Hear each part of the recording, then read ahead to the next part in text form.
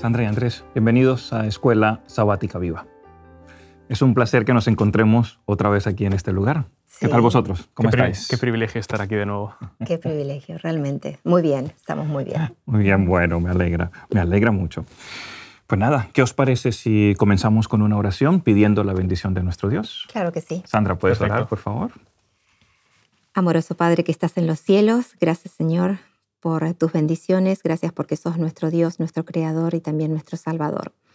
Pedimos que al abrir tu palabra hables a nuestros corazones y que podamos transmitir lo que realmente cada uno de nuestros oyentes necesita escuchar en esta semana. En el nombre de Jesús pedimos esto. Amén. Amén. Amén, amén. En esta semana vamos a estudiar la esperanza de la resurrección en el Antiguo Testamento. Y vamos a repasar esos conceptos que encontramos en el Antiguo Testamento que nos hablan acerca de esa esperanza, que nos hablan acerca de esa resurrección. Saben, cuando nosotros pensamos sobre la muerte, sin duda encontramos o reflexionamos sobre ella, que la muerte es deprimente, que la muerte es fría, sin duda antinatural. Es algo que cuando comenzamos a pensar intentamos entenderla, pero no logramos llegar a todas las respuestas porque simplemente no nos da las evidencias que tenemos para decir, sí, es que esto pasa así y así y ocurre por esto y esto. No, es complicado poder entenderlo.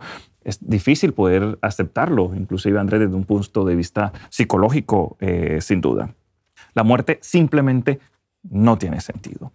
Sin embargo, en el Jardín del Edén y desde el Jardín del Edén, nosotros encontramos una hermosa promesa. La promesa de Jesucristo, la promesa de que Jesucristo iba a venir, esa simiente que iba a venir a morir para darnos a nosotros salvación. Esa misma simiente fue anunciada también en el Antiguo Testamento, si podríamos decir, a la iglesia del Antiguo Testamento. Y era una promesa viva que los patriarcas y que los personajes que encontramos en las Sagradas Escrituras del Antiguo Testamento la conocían. Claro. Es increíble esto porque a veces nos enfocamos en la resurrección teniendo en cuenta la resurrección de Jesucristo en el Nuevo Testamento. Pero va a ser muy interesante descubrir hoy que esa preciosa promesa de la resurrección ya la teníamos inclusive desde el Antiguo Testamento.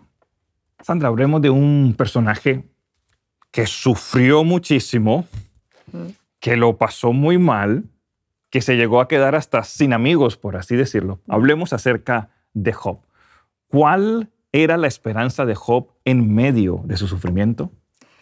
La verdad que Job es uno de los personajes que más admiro y es una inspiración, ¿no? Que creo que para muchos. Hace unos años atrás tuvimos toda una escuela sabática acerca de Job y creo que fue justo prepandemia o algo así, que yo digo, ¿cómo Dios va guiando a los que piensan en los temas para dar en escuela sabática? Porque fue sumamente útil, muy útil. Y vemos cómo esta persona, ¿no? Job, a pesar de ser justa, recta, él estaba en un mundo caído, él estaba en el conflicto entre el bien y el mal, en el conflicto cósmico.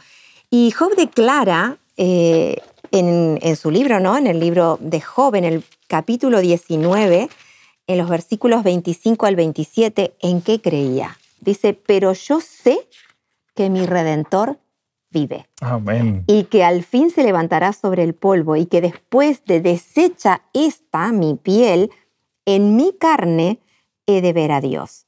Lo veré por mí mismo. Mis ojos lo verán, no los de otro. Pero ahora mi corazón se consume dentro de mí. Job estaba en este conflicto, ¿no? De estar sufriendo. Realmente la pasó muy mal, y todos conocemos la historia de él, ¿no? Pero ¿cuál era su esperanza? Yo sé que mi Redentor vive. Y esta expresión de en mi carne he de ver a Dios es que él en cuerpo, en su carne, con su cuerpo y su conciencia iba a volver a ver a Dios, iba a experimentar el encuentro con Dios, indudablemente en el momento de la resurrección. Así que Job ya está hablando de resurrección en este versículo, ¿no? Job conocía a Dios, porque dice, yo sé. Ese saber implica conocimiento. Él conocía que había un plan, una solución para esto, aunque él, yo creo que no sabía, él estaba totalmente fuera de este gran conflicto espiritual que se estaba produciendo en ese momento entre Satanás y Dios acerca de él. Eso él lo ignoraba, pero él conocía a Dios. y él sabía que había un plan, que había una misión para hacer, para solucionar este tema del pecado, y él conocía y creía en la promesa de la resurrección. Tenía la confianza, Totalmente. Sandra, la confianza total de que iba a volver a ver a su Dios. Señor. Oh, qué lindo para nosotros también hoy en las diferentes circunstancias en las que nos encontramos, en los problemas difíciles, complicados de la vida, que nosotros podamos tener esa fe de Job que vamos a volver a ver a Dios. Y Job lo tenía claro cuando esto iba a ocurrir. Iba a ocurrir cuando Jesucristo viniera, en esa resurrección que Jesucristo había prometido. Tengo otra pregunta para vosotros. ¿Cómo podemos aprender a confiar en Dios aún en medio de las duras injusticias de la vida? A mí me gustaría puntualizar, Gabriel, que el libro de Job es un libro que nos enseña cómo el ser humano se aproxima a la muerte. Leemos en el capítulo 3 cómo Job se lamentaba, cómo Job sufría, cómo Job, no podremos decir que se regocijaba, sino que estaba inmerso en ese dolor que le producía la enfermedad. Pero vemos después, en perspectiva, cómo el capítulo 13, versículo 15, la primera parte, nos dice: «He aquí, aunque él me mate, en él esperaré». Job sufre, Job reconoce que es una persona que está sufriendo dolor, pero al mismo tiempo, avanzando en el libro, Job expresa esa profunda confianza y fidelidad en Dios y llega a aceptar la muerte. Es una expresión muy parecida a la que los tres jóvenes en Daniel 3:18 mencionan: aunque tú nos mates y aunque Dios no nos libre, nosotros seguiremos confiando en Dios. Exacto. Porque Amén. nosotros aceptamos que somos seres mortales y que estamos sometidos a la voluntad de nuestro Señor. Entonces, después avanzamos y está el versículo que ha leído Sandra, la esperanza implícita en la resurrección. Nosotros no solamente somos seres que aceptamos que somos seres mortales, sino que somos seres mortales con una esperanza futura. Muy bien, Andrés. Muchas gracias por mencionar esas características de Job. Así que, sin duda, nosotros hoy, aunque encontremos injusticias en la vida, aunque nosotros estemos sufriendo, podemos aprender de Job a tener confianza y a tener esperanza. Esa esperanza preciosa que Dios tiene para cada uno de nosotros. Inclusive también hablamos acerca de la paciencia. Esa paciencia que es fundamental, que significa esperar, significa estar tranquilos, que aunque a veces nosotros nos desesperamos y nos gustaría hacer la justicia por nuestra propia mano, el Señor nos pide que esos son elementos importantes que debemos tener cuando a veces nos encontramos con injusticias difíciles en la vida. Y Gabriel, estoy pensando qué importante que es estar atentos a lo que estamos pasando. O sea, vamos a ser conscientes de nuestro sufrimiento como era consciente Job. Vamos a sentir dolor, vamos a tener momentos de querer llorar, de querer estar por ahí mal o tristes, porque estamos en este mundo de pecado. Eso, tener esperanza no anula este proceso de conciencia de lo que estamos viviendo.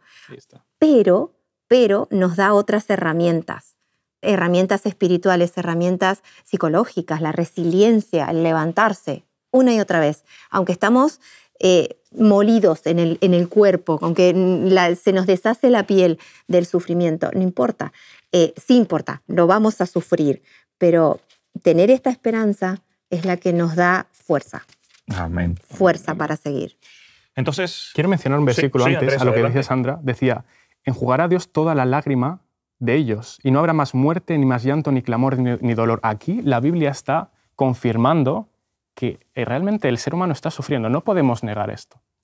Y reconocer esto es el primer paso que Job dio para aceptar y para tener esperanza. Amén. Exactamente. Amén, amén. Qué bonita la experiencia que nosotros encontramos en Job.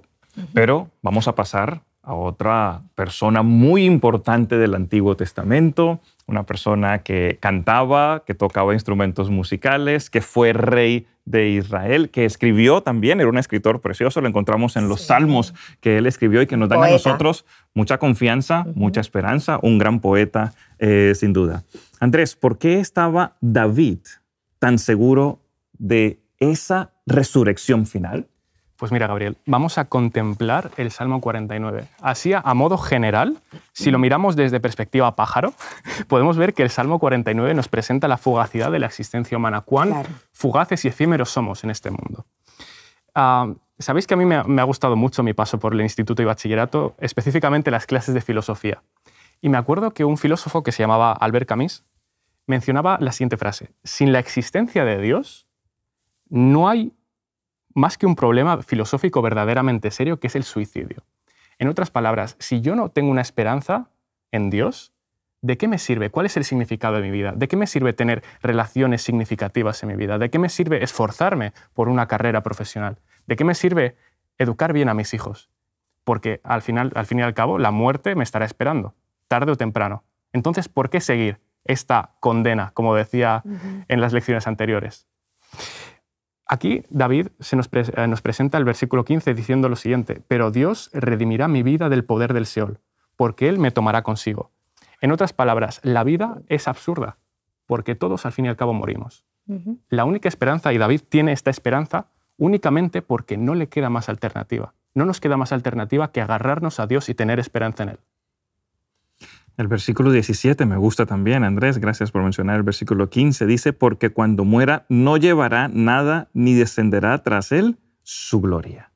O sea, lo tenía claro también de que después de la muerte no hay nada, no va a pasar nada. Imagínense toda la gloria de David, todo lo que él tuvo, sabía que todo eso acababa con la muerte. Y se reitera la conciencia en el estado de muerte. De la muerte, sí, correcto. Sí, y tenía también la confianza de que él iba a poder ser redimido, de que el poder de la muerte no iba a funcionar en él, que más adelante, cuando Jesucristo viniera, iba a poder llamar y resucitarlo, como es la esperanza que nosotros encontramos en las Sagradas Escrituras. Claro. Sandra, ¿pasamos a otro salmo? Pasamos. Otro salmo precioso. Este hermoso poeta, el Salmo 71. Salmo 71, así es. Es bastante extenso y me voy a detener en algunos versículos que realmente son clave para entender qué es lo que creía David, ¿no? Es una oración hermosísima. David aquí está pidiendo ayuda a Dios en su vejez frente a sus enemigos y vamos a leer específicamente el Salmo 71, versículo 20. Es precioso este versículo. Dice, tú que me has hecho ver muchas angustias y males, volverás a darme vida y de nuevo me levantarás desde los abismos de la tierra. Amén. David la tenía clara, la tenía clarísima. O sea, él en los momentos de angustia recurría a su Dios. En momentos de gozo, de júbilo, recurría a su Dios. Y él sabía hacia dónde iba. Él iba a morir, pero su Dios lo iba a resucitar, porque claramente lo dice en el versículo 20, ¿no? Me levantarás desde los abismos de la tierra. Ahora, esto, ¿cómo es que lo pudo hacer David? Tenía buena memoria. Estaba viejito, pero tenía buena memoria. ¿Sí? Miren el versículo 5 de este capítulo. Dice, porque tú, Señor Jehová, eres mi esperanza, seguridad mía desde mi juventud. Y empieza a hacer memoria.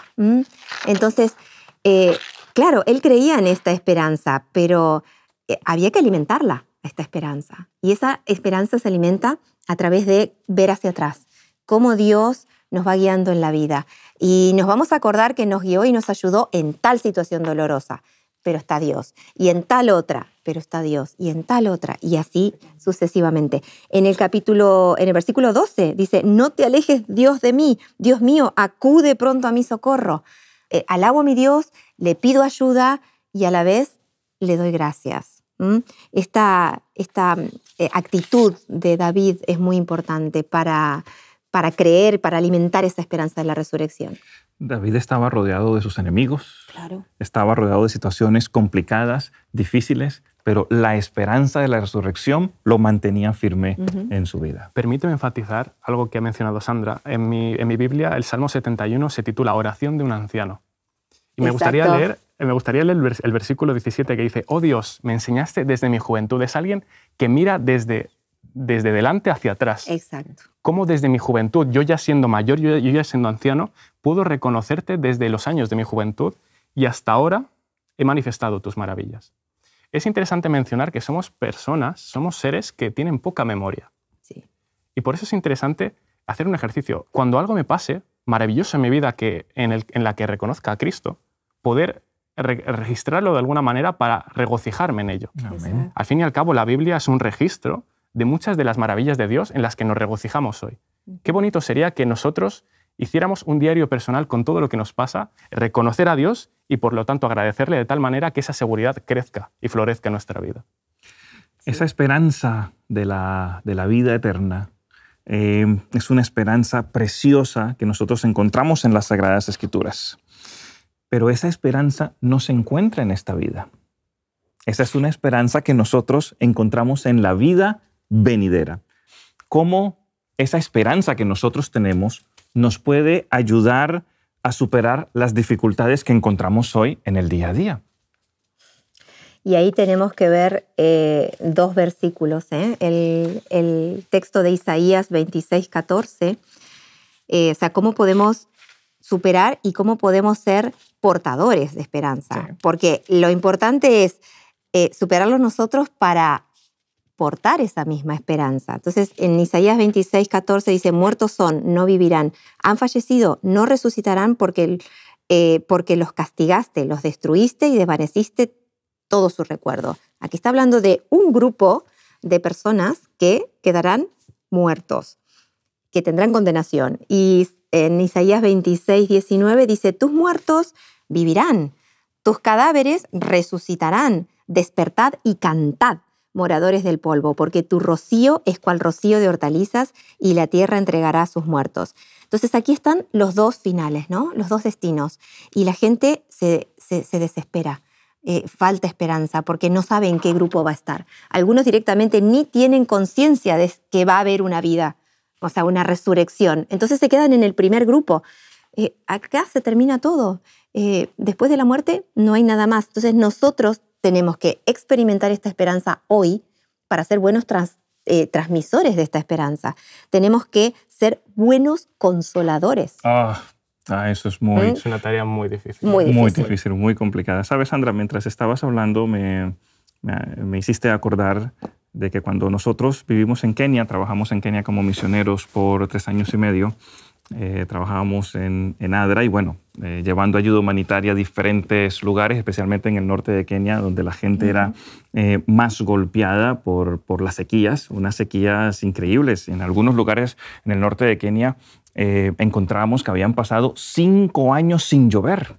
Wow. 5 años sin llover, ¿saben lo que eso significa? O sea, si no hay lluvia, no tenemos agua, si no hay agua, no tenemos agricultura, si no tenemos agricultura, no hay alimentos, si no hay alimentos, definitivamente veíamos el resultado en el cual los niños estaban muriendo.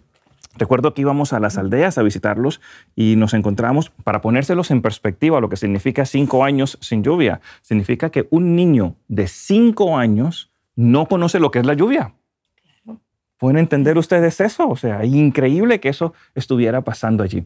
Y cuando íbamos y hacíamos nuestros recorridos para poder entender mejor la situación, para poder conocer el contexto y más adelante escribir los proyectos para conseguir los fondos para poder ayudar, veíamos las noticias tristes de las madres que habían perdido a sus niños, de los pastores, donde más del 70 u 80% de su ganado había muerto porque no tenía ni alimento ni agua para sostenerlo. Bueno. Y eso hacía que fueran mucho más pobres de lo que anteriormente lo eran. Y en ese momento, al entrevistarnos con estas madres, derramaban sus lágrimas, lamentando la pérdida de sus seres queridos, como también de los animales. Y ahí no solamente llegas como ADRA, como trabajador de ADRA, a decir, bueno, aquí te traigo alimento y te traigo agua. No, había que llegar a esa parte cercana a la persona, sentimental, exacto, para conocer lo que había pasado. Y sin duda surgen muchas preguntas.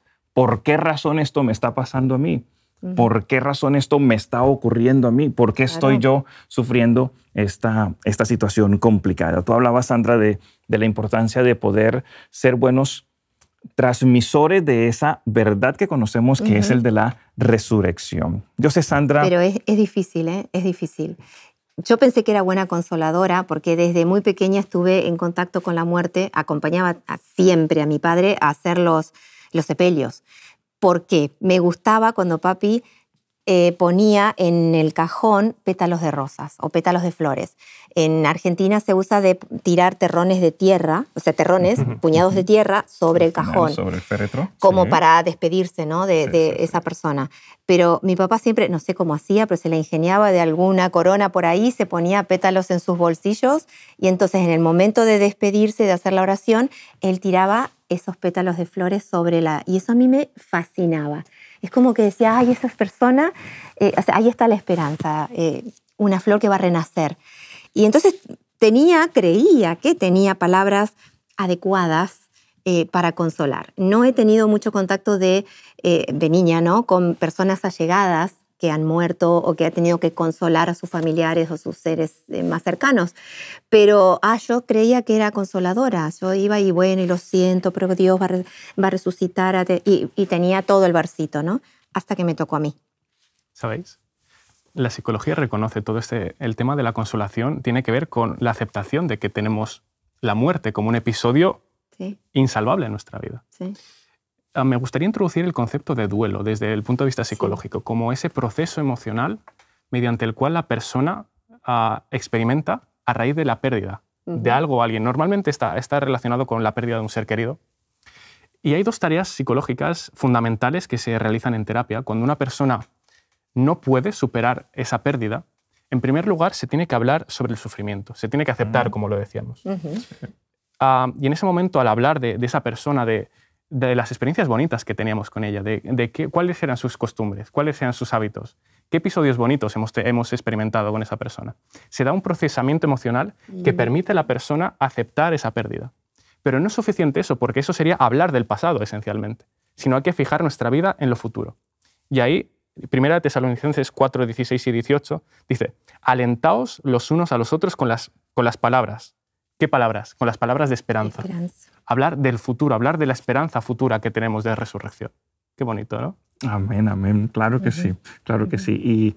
Y tenemos que tener esas palabras de sabiduría para poder compartirlo con aquellas personas que sufren. Que no es fácil, no es fácil. Nadie llega a un entierro, ¿verdad? A una ceremonia fúnebre con yo tengo las palabras perfectas para darle ánimo a esta persona. Y normalmente lo que nos recomiendan es con el simple hecho de que tú estés allí, estés cerca de la persona, la abraces, que sepa que tú estás allí, eso basta y es suficiente. A veces no hay que decir nada. Exacto. Y tenemos que escoger nuestras palabras de manera muy cuidadosa porque en ese momento la persona es muy vulnerable. Y cualquier palabra dicha a destiempo podría aumentar incluso su dolor. Claro. Eso Jesús lo tenía muy claro. Sí. Y escogía perfectamente las palabras, dependiendo de quién tenía delante y en qué momentos se refería. Debía mencionarlo. Yo pude verlo cuando me tocó que a mí me consuelen y podía ver la cantidad de frases que se dicen y que yo decía que no sirven, que no funcionan, no funcionan. Al contrario, uno dice, ¿por qué no hace silencio, por favor? O sea, me agota, me agota. Entonces, creo que es pedir la dirección del Espíritu Santo. Así es. Porque cada persona es diferente y procesa diferente su dolor. Claro. Entonces, pedir la dirección del Espíritu Santo para dar las palabras correctas. Tener claro cuál es nuestra esperanza y en qué momento, cuándo, con qué palabras dársela a esa persona. Mencionar esa esperanza de la resurrección. Exacto. Que todos tenemos gracias a la muerte y a la resurrección de nuestro Señor. Gracias a Dios tuve muchos consoladores buenos, porque, tuve un equipo de amigos rodeándonos y guiándonos por el Espíritu Santo que fue maravilloso. Y un apunte del lenguaje no solamente se aplica en el campo del duelo, sino de manera general a nuestra vida. Dice la Biblia, en la multitud de palabras está el pecado. Tenemos que escoger para ser claros y concisos y no explayarnos de más ni decir de menos, sino simplemente lo justo. Bueno, Sandra y Andrés, vamos llegando a la conclusión de la lección de esta semana. Daniel 12 nos habla de una resurrección de los justos y de los injustos, donde confirma una vez más que esa resurrección será una realidad. Exacto. Para terminar, la visión bíblica de la resurrección, ¿cómo nos ayuda a transformar nuestra actitud hacia la muerte y la desesperación? Esta esperanza, esta idea y este concepto, esta concepción y convicción, diría yo, de la resurrección nos ayuda a vivir con esperanza y a morir con esperanza. Amén. Vivimos con la esperanza de que vamos a ver a nuestros seres queridos fallecidos y si nos toca morir, moriremos con la esperanza que vamos a despertar en la segunda venida de Cristo. Morir con esa tranquilidad, morir con esa paz de que sabemos que hay inmortalidad para nosotros después cuando nuestro Señor Jesucristo venga. Así es. Andrés, un último apunte sobre esa actitud que nosotros debemos tener ante la muerte y la desesperación. A mí, mirando el pasaje, me llama la atención que en Daniel 12, 2 y 3 se nos presentan dos clases de personas. Unos resucitarán para vida eterna y otros, dice literalmente, para vergüenza y confusión perpetua. Exacto. Y en nuestras manos está la decisión de, puedo creer en Dios.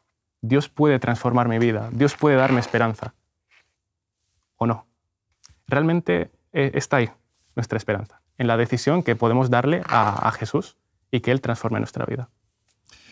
Totalmente, Andrés, totalmente de acuerdo. Y estoy convencido que Él tiene el poder para darnos esa paz, esa tranquilidad en medio del sufrimiento y lo doloroso que es perder a un ser querido.